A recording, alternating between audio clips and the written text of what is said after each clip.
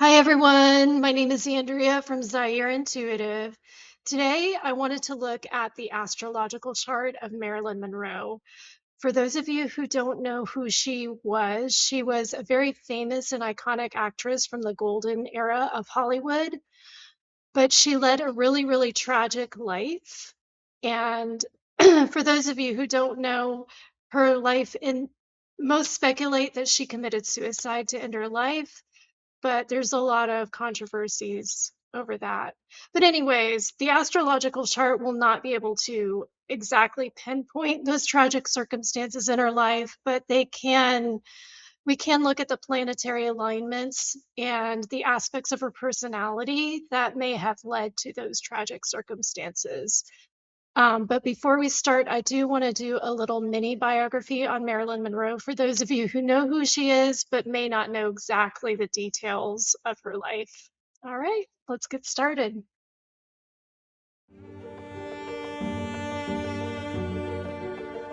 Born Norma Jean Mortensen, or Norma Jean Baker, Marilyn Monroe adopted her professional surname from her mother's maiden name, Monroe. Her mother, Gladys Pearl Baker, worked as an assistant film editor at a major Hollywood studio. Although Monroe's birth certificate identified Martin Edward Mortensen as her father, substantial evidence suggests that her biological father may have been Charles Stanley Gifford, a man she never met. This uncertainty regarding her paternity became a recurring theme in her personal narrative and public mythology.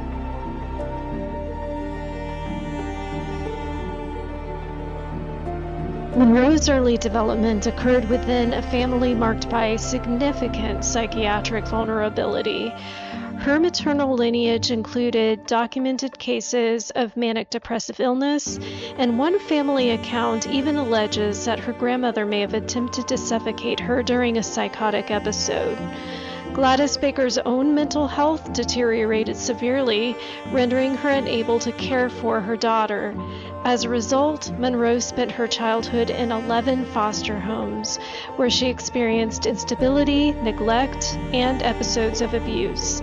These experiences likely contributed to long-term psychological sequelae consistent with childhood trauma and post-traumatic stress. Despite her unstable upbringing, Monroe demonstrated early ambition to pursue a career in performance. By age 16, she had begun formal training in acting and singing. A modeling scout soon discovered her, leading to a successful career in photographic modeling and subsequently film. However, her ascent occurred alongside persistent struggles with bipolar disorder, depressive episodes, and a growing dependence on prescription sedatives, which were frequently administered or facilitated by studio physicians during the era of highly controlled Hollywood contracts.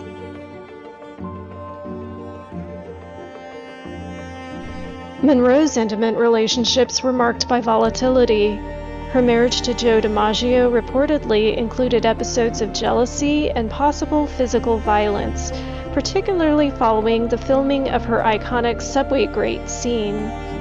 Her later marriage to playwright Arthur Miller coincided with severe gynecological challenges, including chronic endometriosis, which contributed to multiple miscarriages, including a late-term pregnancy loss. These reproductive difficulties compounded her psychological distress and reinforced her sense of personal instability.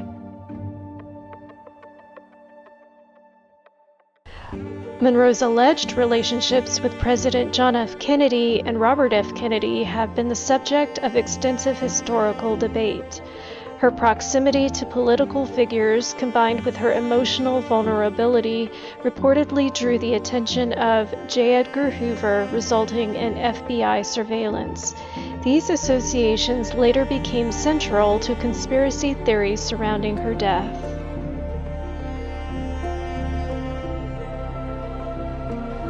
On August 5, 1962, Monroe was found unresponsive in her Brentwood residence by her housekeeper. The official cause of death was listed as acute barbiturate poisoning, and the manner of death was recorded as probable suicide. However, several irregularities in the forensic and investigative record have fueled ongoing controversy. For example, the presence of 8 to 10 empty barbiturate bottles without an accompanying glass of water, the absence of a suicide note, lack of pill residue in her stomach, her body found face down holding a telephone receiver, inconsistent statements from her housekeeper regarding the timeline and the state of Monroe's bedroom door, a police investigation that appeared cursory by contemporary standards, and subsequent destruction of investigative records. These anomalies have led scholars, biographers, and forensic specialists to debate whether her death was the result of intentional suicide, accidental overdose, or homicide. While no definitive evidence supports reclassification, the unresolved nature of the case continues to shape public and academic discourse. Please note that although I don't know Marilyn Monroe's exact birth time, the closest birth time that I could find that other astrologers have used is 9:30 a.m. So that's what I'm going to use for this chart. So I'm figuring that's the closest thing. And I have looked at her chart, and it does show a lot of the aspects of her personality, as we know. So I'm thinking that the 9:30 a.m.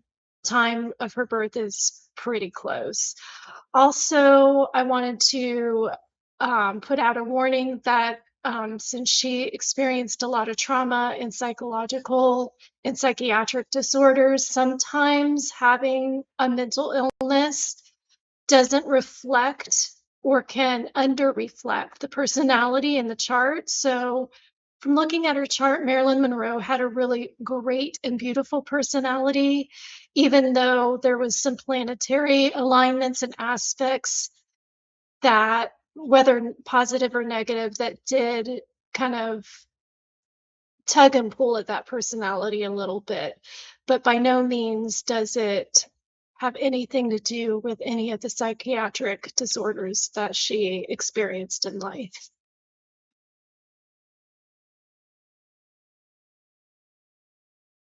So we're going to start with a PowerPoint presentation. That is how I'm going to present Marilyn's natal chart to you.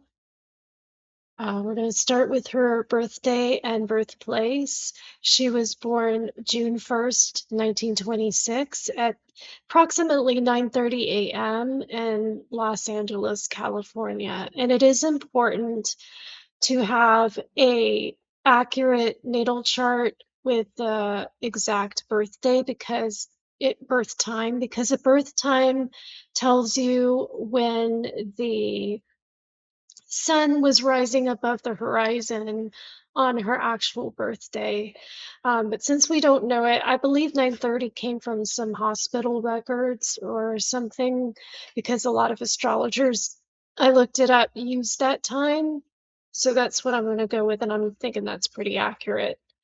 Marilyn Monroe's sun sign is Gemini. So all sun sign means is that this is your basic personality. So not every Gemini is the same, of course. So that's when the natal chart comes together with all the planets working together to make up one's unique personality. But she was a Gemini, and this is maybe something that we don't know about her, is that she was a really intelligent person, because Geminis are air signs, and air signs has to do with the mind. So Geminis are naturally very intelligent. This is something that we probably knew about Marilyn, but a lot of people in Hollywood didn't think of her that way because of the way that she presented herself on the screen. But Geminis are also curious. They can be very adaptable to what other people want to do.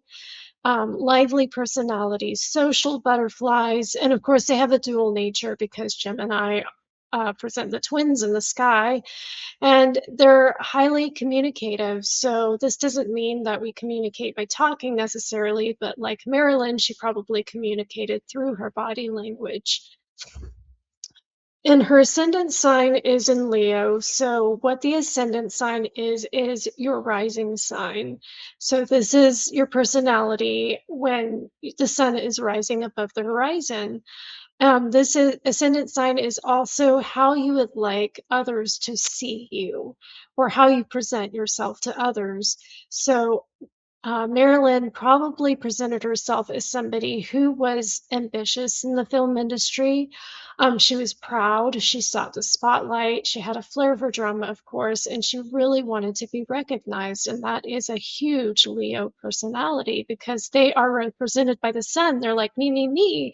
Look at me. And that's exactly how Marilyn presented herself, although she was a Gemini and she was very intelligent. And this is something that a lot of people didn't know about her. So you've got the true Marilyn and you've got the Marilyn that she wanted people to see. Her moon sign is in Aquarius. So what moon represents is somebody's emotions, their inner personality, and their intuition. It has everything to do with the inside of you instead of the outside. She also had her moon sign on her birthday was a waning gibbous, and that has to do with personal growth and reflection. And we know that Marilyn, she really wanted to grow personally in the film industry. She wanted to be a great actress. That's why she took acting lessons and such. But she was really ambitious in that area, so that truly makes sense for Marilyn. You might notice in a future video that I'll be doing on Donald Trump that both he and Marilyn share the same sun sign in Gemini and ascendant sign in Leo. However, Donald Trump does have a different moon, and of course, he was born on a different day in a different place. So it just goes to show you how those differences can make two completely different people, even if they have the same sun and ascendant alignment. All right, I took her astrological chart from AstroDNst. I don't have any expensive astrological software, so this is what I'm using. And just to give them a little bit of credit, if you do go online on astro.com, you can actually do your own birth chart for free. But this is her chart from AstroDNst. And you can see in all the planets are in her southern hemisphere at the top. And then the ring around it with all the zodiac signs, that reflects. So, what planets reflect is the energies that they represent in the sky. And then the zodiacs is how those energies are reflected in what kind of personality, what aspects. And then if you look in the middle with the numbers 1 through 12, those are the astrological houses, and those are the aspects of life. So you've got the planets reflecting in the zodiac in certain aspects of life. And then the red and blue lines that you see are how the planets interact with each other. Red usually means negative, blue usually means positive, but not always.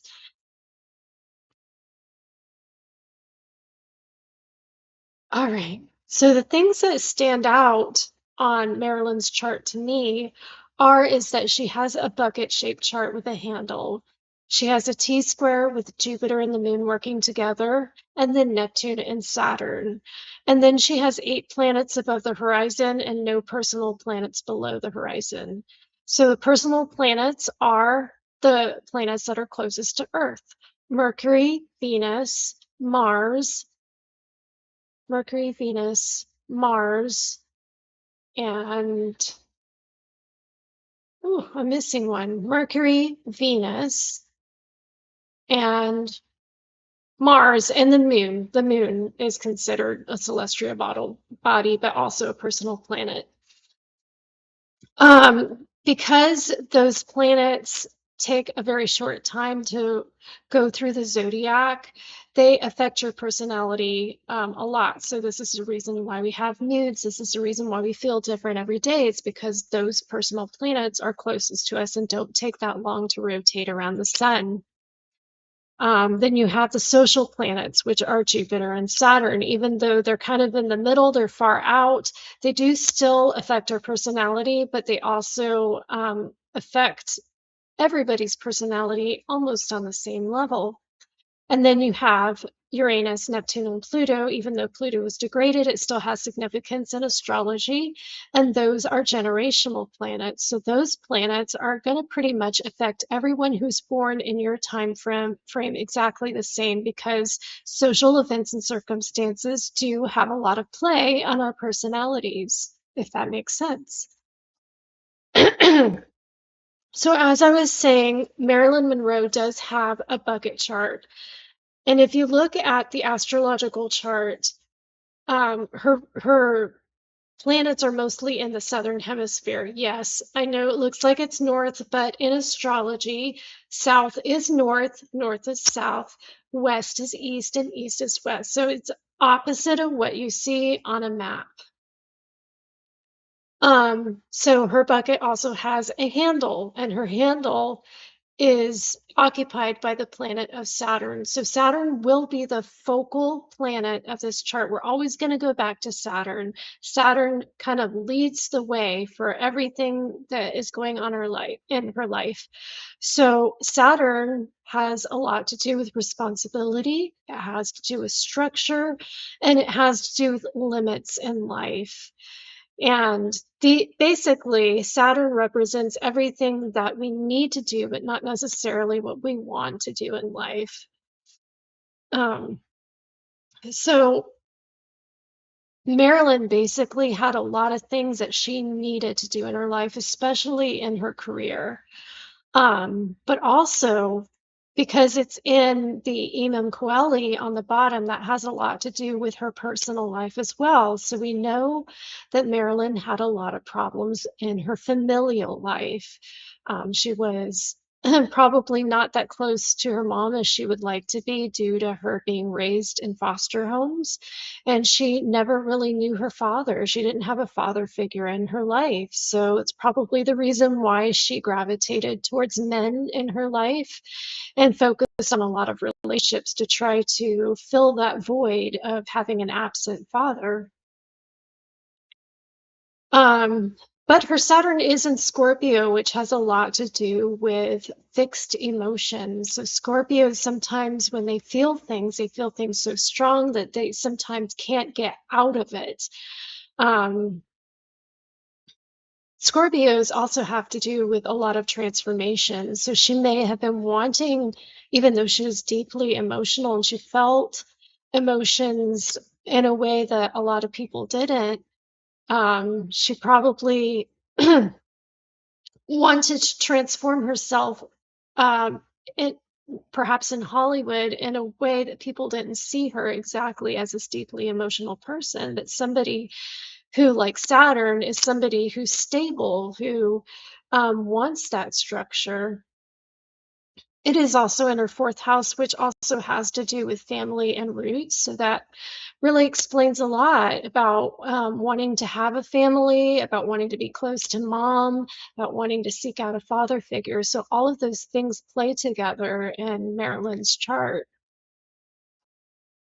Also, her fourth house is ruled by Pluto and Mars, because Scorpio is also ruled by Pluto and Mars. Pluto would be the modern ruler, and Mars, before Pluto was discovered, was the traditional ruler. So Pluto has a lot to do with transformation as well, and Mars has to do with kind of that fiery, ambitious energy to want to transform oneself. So those two play together as well, even though they don't appear in the chart in this section, because Scorpio is ruled by those two planets, they still have some significant pull in her life. All right, this is the T-square in her chart that I was talking about. So what a T-square is basically is that you see the two planets on either side of the straight arrow that makes the top of the T on the top. Those planets are opposing each other. So they kind of, um, Jupiter and the moon on the right side and Neptune on the left side, almost oppose each other, but it takes some effort to get them to work together, and that's what an opposition is.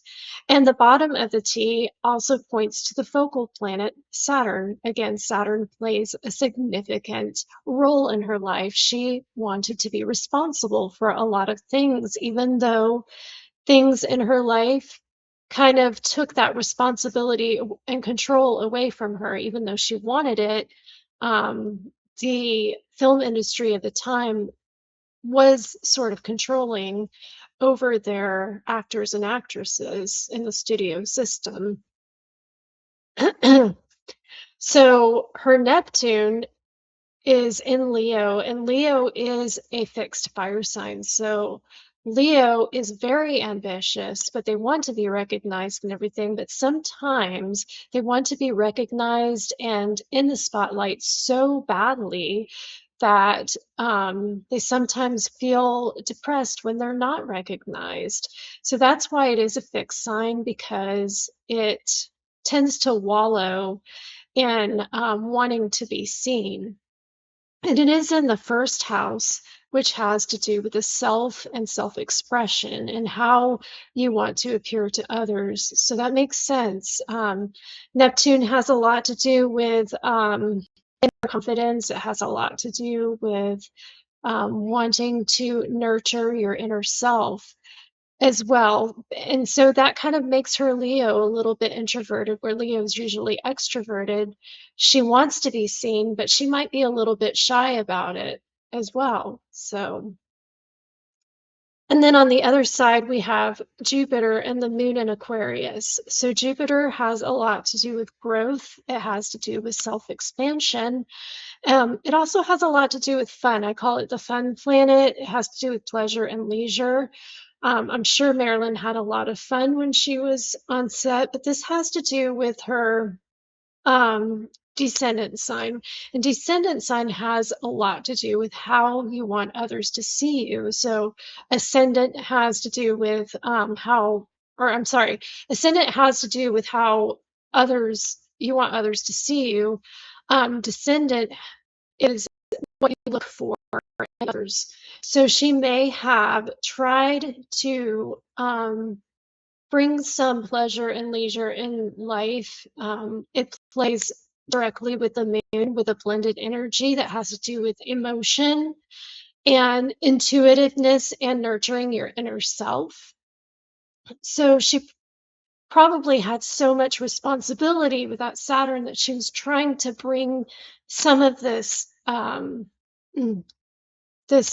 fun, leisure, relaxation, luck and growth in her life, but it was playing against her Neptune and Leo, which has to do a lot with how she wants others to be seen. So all these aspects were playing against each other in her life. And I'm pretty sure with this huge T square in her chart that she had a lot of trouble consolidating all of that together. Her moon and Jupiter are also in Aquarius, which has a lot to do with being unique, being rebellious, being different. So she probably wanted to be seen as somebody different, which she truly was. She was like none other in Hollywood. She was a sex icon. She was very beautiful. A lot of people were jealous of her. And she had originality, which she did achieve. But that played against how she wanted to nurture herself inwardly, and how she really wanted to be seen by others, not as a sex icon, but somebody who was naturally intelligent, who was intuitive, who was kind.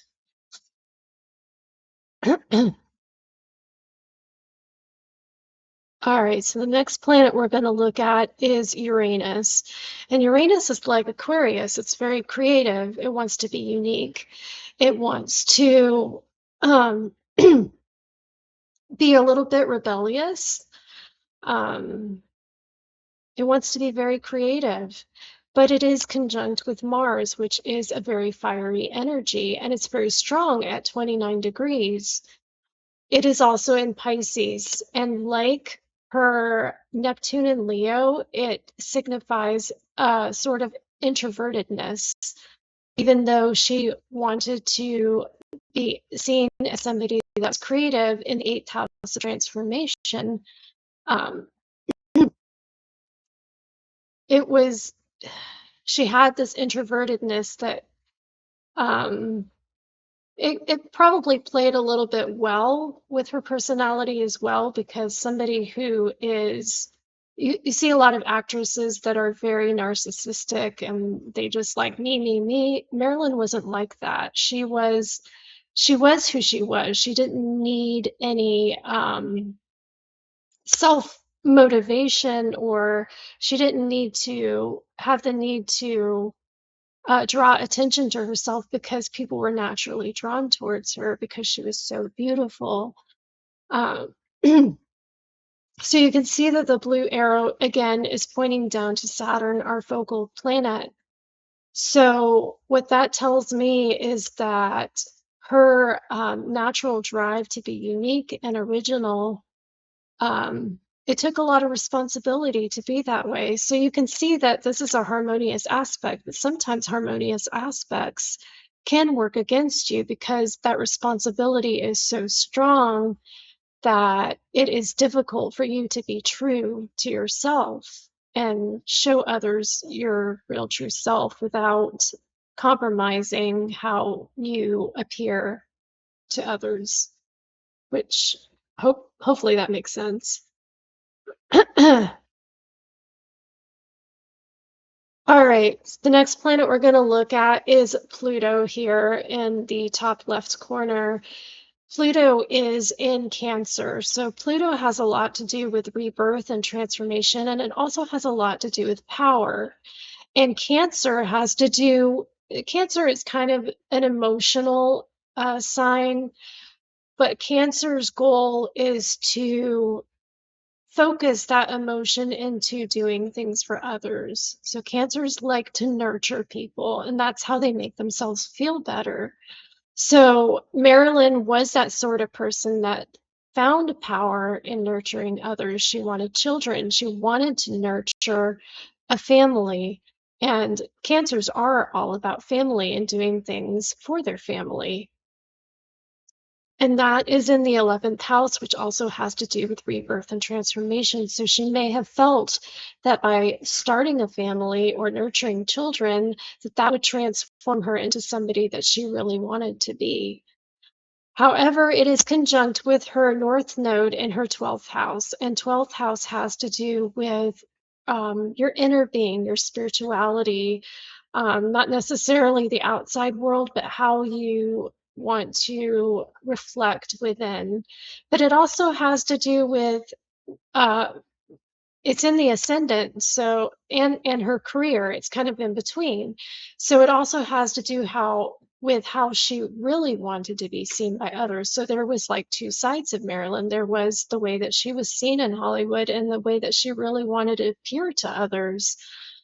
So the North Node has to do with your soul's path forward. It's basically telling you what what your life goal is, or what it was when you were born.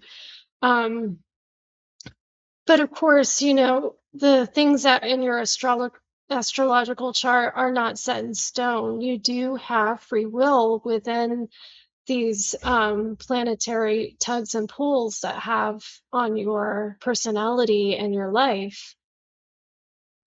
So, even so, Marilyn died very young, so she may not accomplished what she wanted, especially having children. She never did have children. So, even though that was her ultimate goal, she never really got there.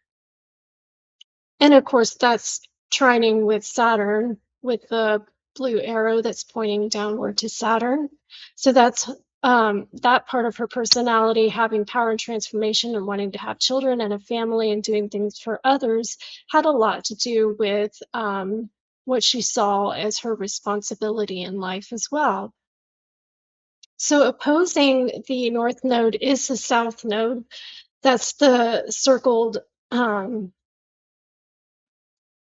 icons that you see on the right. So North Node and South Node are not planets. They're just something that astrology uses to describe our path forward, and with the South Node, the talents and the skills and abilities that we might bring from a former life or our past. So with Marilyn's South Node in Capricorn, Capricorn again has to do with some responsibility. So maybe in her past life, when she chose this life, she said, well, let me give myself some sense of responsibility so that I know how to reach my goals and how to get what I want. So it's kind of a like an innate ability, for example, that you are born with, that you bring with you to help you work towards your goals. All right. The last, um, the reason why I didn't go over Marilyn's sun first is because Saturn in her chart is actually more important. Her sun is actually not as strong with 10 degrees in her midheaven, and it's conjunct with Mercury, and it is in Gemini, which is her sun sign. So this means that her sun and Mercury work together. So her sun sign basically is represents her basic personality, and it's in her midheaven, which has a lot to do with her career. So she pretty much attached her personality to her career, and with it conjunct with Mercury, which those energies blend together, it has a lot to do with how she expressed herself, how she communicated to the world in film with her language. And it is in the 10th house, which has to do with her career. Her sun pretty much stands alone. There's not any major aspects in the chart. So the only aspect that I really see is a uh, a very, very, very weak square going to Jupiter, but it is not significant. So that tells me that her sun sign stands alone, but it is a really weak, um, it, it's a weak aspect of her personality. I wouldn't say weak, it's just not as strong as her Saturn and her Jupiter and her Neptune are.